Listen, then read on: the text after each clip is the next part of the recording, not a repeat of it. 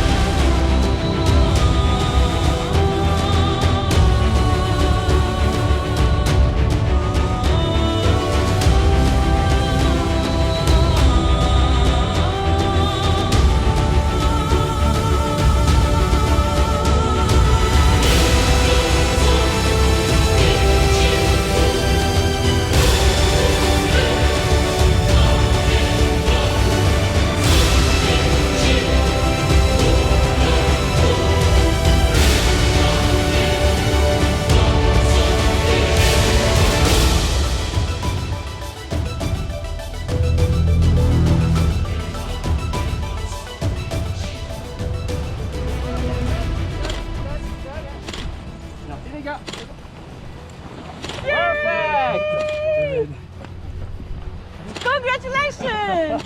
How was it? Very good, very nice. Yeah, you enjoy it? Yeah, perfect. Super great. I didn't see. I was on your right side. Congratulations! Thank you.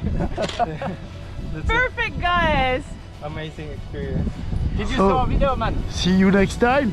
See you next time. Probably another one, huh? Bye bye.